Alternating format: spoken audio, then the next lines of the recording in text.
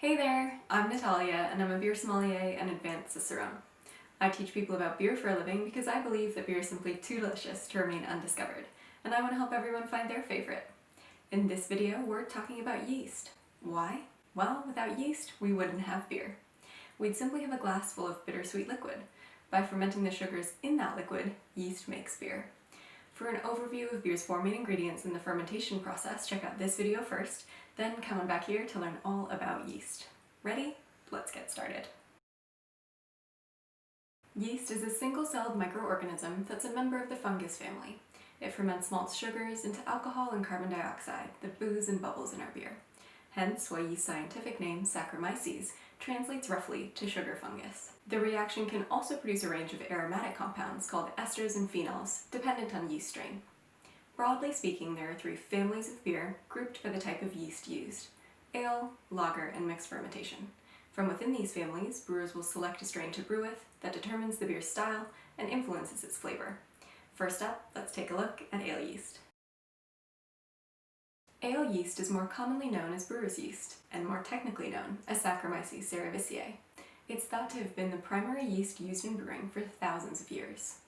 Ale yeast ferments at warmer temperatures, between 16 to 20 degrees Celsius and 60 to 72 degrees Fahrenheit. These temperatures speed up the reaction, so ales ferment in approximately 3 to 5 days.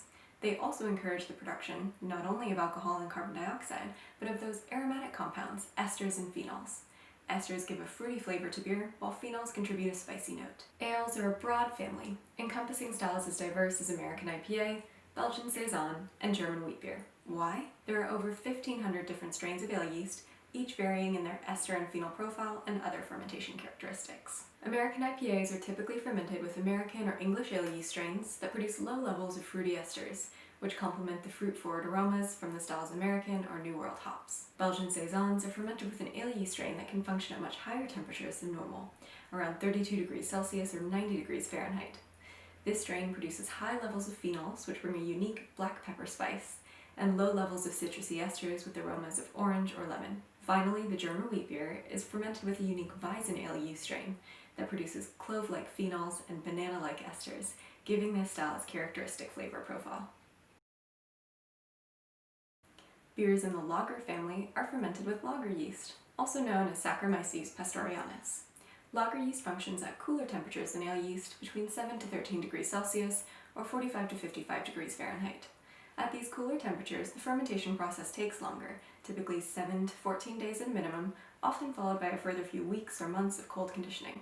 Fun fact, it's actually this long cold conditioning phase that gives lager its name, as the German word lagern means to store. Additionally, at these cooler temperatures, there's minimal ester and phenol production by lager yeast, hence why lagers are said to have a cleaner fermentation profile than ales. There's no fruit or spice here. There's also less diversity amongst different lager yeast strains, but that doesn't mean that all lagers are the same. There are pale lagers like the Czech Pilsner, dark lagers like Munich Dunkel, and strong lagers like Doppelbock.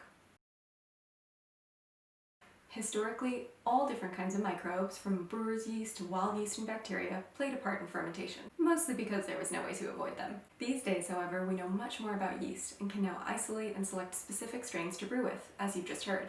Hence why most breweries would consider wild yeast and bacteria to be contaminants. But some brewers actually welcome wild microbes into the brew because of the layers of complexity that they lend. Beers in the mixed fermentation family use a combination of brewer's yeast plus wild yeast and bacteria to give sour or funky flavors to a range of styles. Here are a few different microorganisms often used in mixed fermentation.